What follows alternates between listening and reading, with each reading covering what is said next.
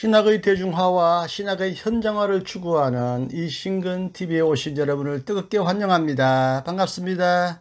그리고 고맙습니다.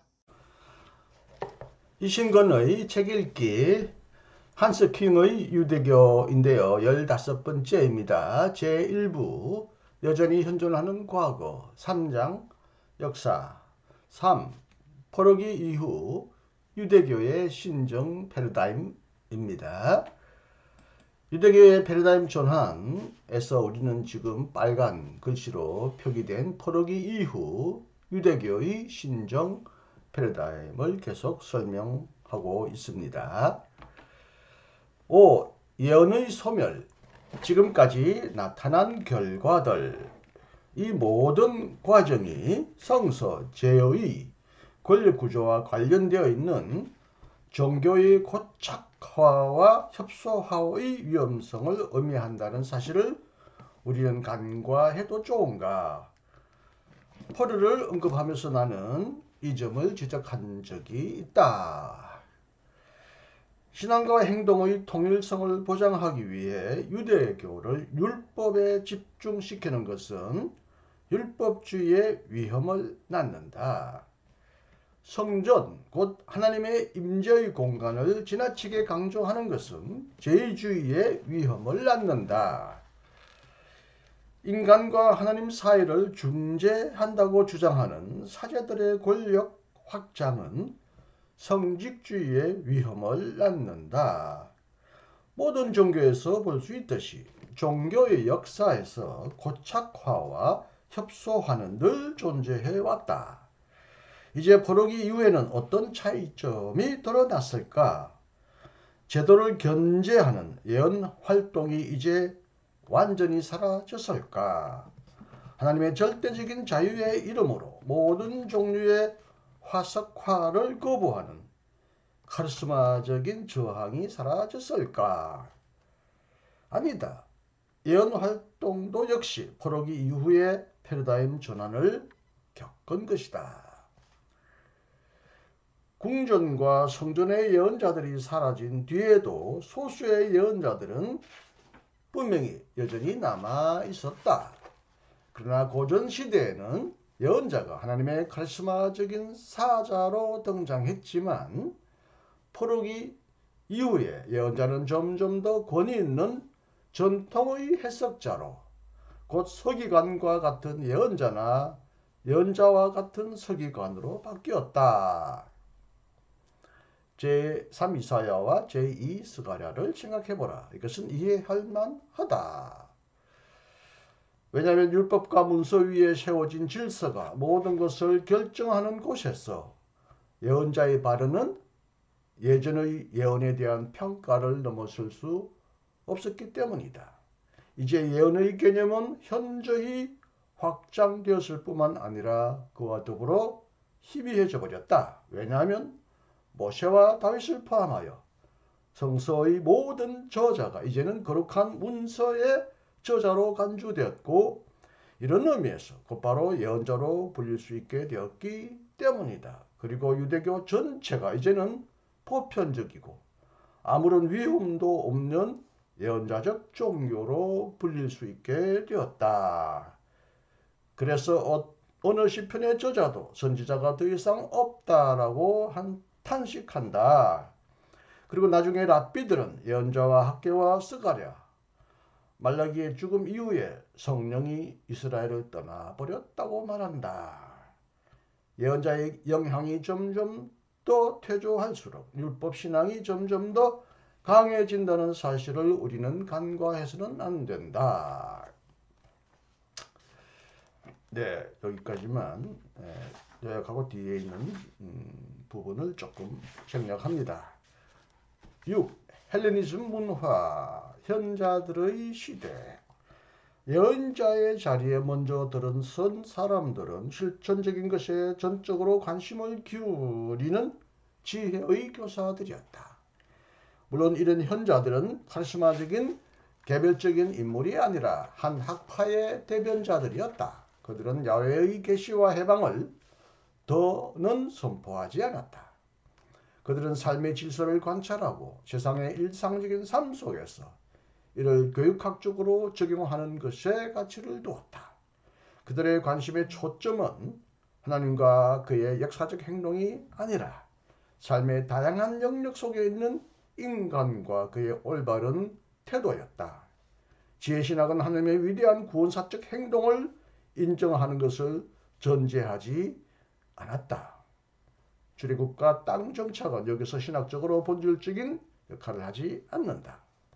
중요한 것은 온 피조물이 지혜로운 질서에 근거해 있고 인간은 하나님이 만든 이러한 질서에 대해 올바른 태도를 취할 수 있으며 그래서 하나님의 세계 질서에 순응할 수 있다는 신뢰다. 예언자와는 완전히 다르게 이스라엘의 현자는 1차적으로 경험주의자였고 거리를 두고 관찰하는 자였고 극단 사이에서 현명하게 생각하는 자였다.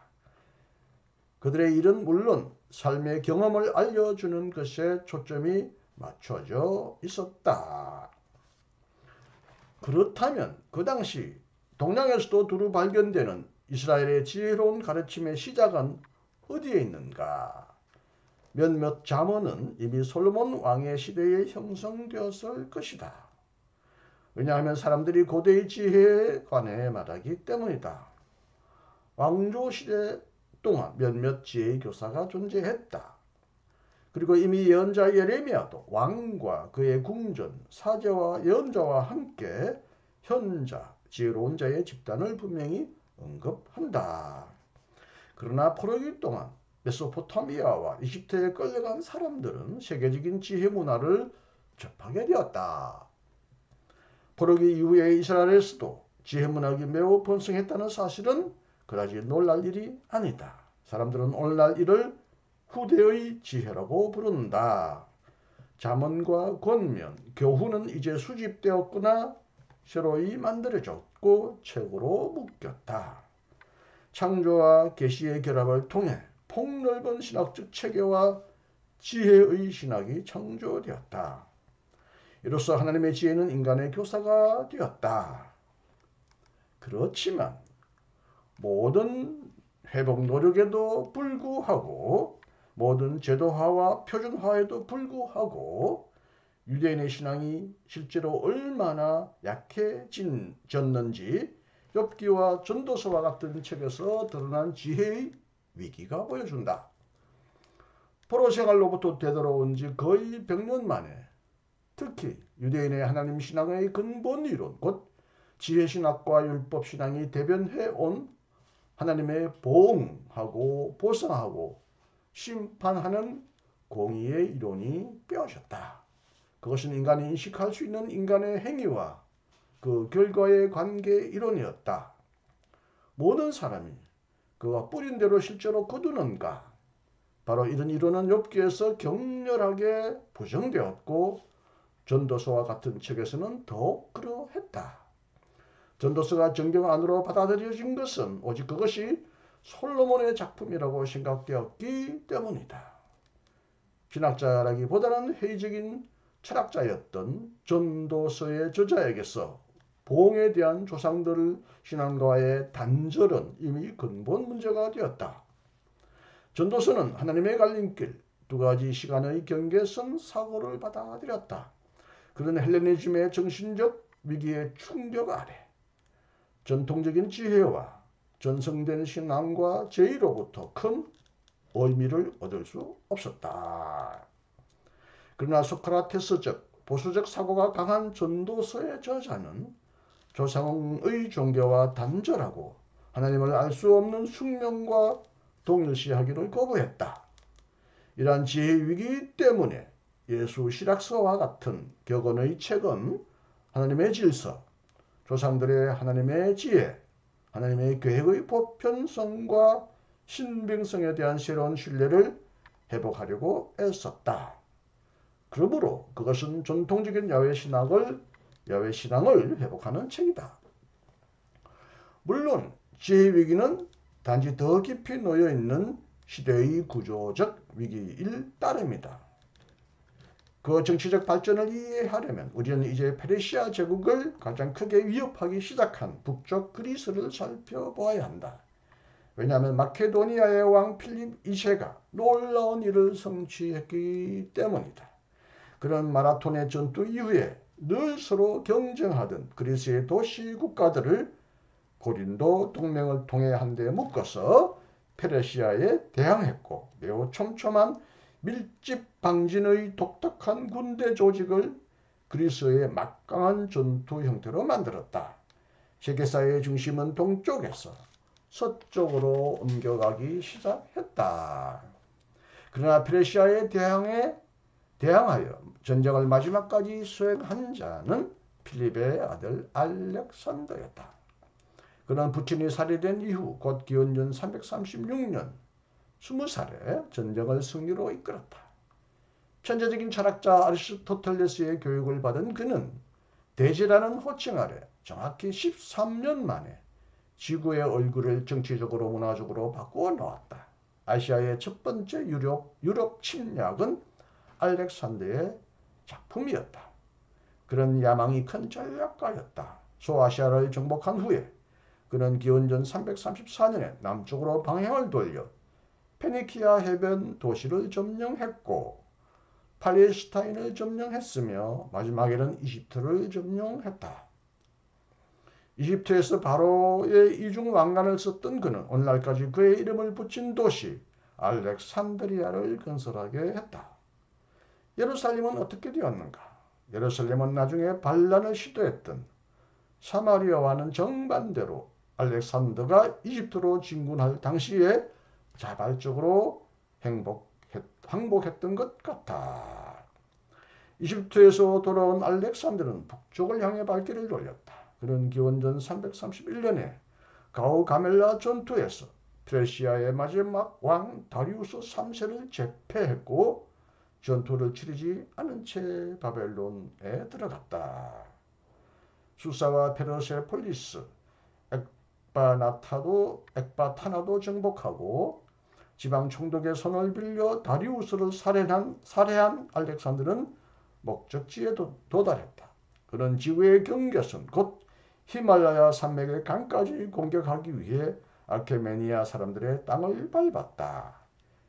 그렇지만 알렉산더가 노린 것은 단순한 군사적 정복 이상이었다. 그는 그리스와 동방의 피와 의식과 문화를 융합하려고 했었다. 수사에서 그는 그리스 장교와 군인 1만 명을 일종의 합동 결혼을 통해 페르시아 여자들과 결혼시켰다. 비록 그는 기원전 323년에 바빌론에서 죽었지만 새로운 시대를 강력하게 열었다. 페르시아 시대는 지나갔고 이제는 헬레니즘 시대가 열렸다. 알렉산더가 의식적으로 장려한 그리스어적 범세계적 헬레니즘 곧 알렉산더 제국과 그 종교적 보편주의와 혼합주의를 개선한 국가 안에서 일어난 그리스 문화와 동방 문화의 상호 침투는 유대교에 엄청난 도전을 주었다. 아마도 여기서 새로운 패러다임 전환이 예고되어 있었던 것은 아닐까. 유대교의 윤리적 유일신론은 많은 비유대인들에게 곳곳마다 이미 강력한 매력을 발산했고 그래서 유대교의 선교도 점점 더 성공을 거둘 수 있었다. 바로 이런 상황에서 유대교는 헬레니즘의 보편주의적인 세계 문화와의 만남을 통해 이제는 보편주의적인 성향을 띤 세계 종교로 변하게 되었는가? 우리는 오히려 정반대로 흘러간 발전을 확인하게 된다. 물론 의미 있는 유대 헬레니즘 문서가 존재한다. 기원전 2세기의 역사가 구레네의 야손과 철학자 아리스토텔 외에도 철학자 알렉산드리아의 필로가 매우 두드러진다. 필로는 나사렛 예수와 동시대의 사람으로서 유대교를 그리스 철학과 조화시키려고 노력했다. 그는 자신의 수석서에서 서토와 학파로부터 받아들인 우의적 해석 방법의 도움을 받아 오경을 해석했고 창조 이야기와 모세가 율법을 전달한 이야기와 족장의 이야기를 헬레니즘 정신 안으로 체계적으로 다루려고 시도했다. 그러나 이 모든 노력은 결국에는 에피소드가 되고 말았다. 길게 보면 헬레니즘과의 만남은 유대교의 전통적인 성전신앙과 율법신앙을 도리어 강화하는 결과를 낳았다. 이 모든 것은 이제 이스라엘의 역사의 주제가 되지 못하는가? 아니다. 백성의 역사는 여기서 끝나지 않았다. 백성의 역사는 오래 지속되는 근본적인 위기에 마주치게 되며 위기는 마침내 더 큰 획기적인 패러다임 전환을 초래할 것이다. 네, 여기까지 설명드렸고요. 다음에는 7. 신정체제의 위기. 개혁에서 교회국가로 7번과 8번 시대를 경고하고 해석한 묵시가들을 설명드리겠습니다. 네, 오늘도 한식형의 유대교를 함께 읽고 공부했습니다. 다음 시간도 기대해 주시고 기다려 주시면 감사하겠습니다. 안녕히 계십시오. 감사합니다. 이신근이었습니다.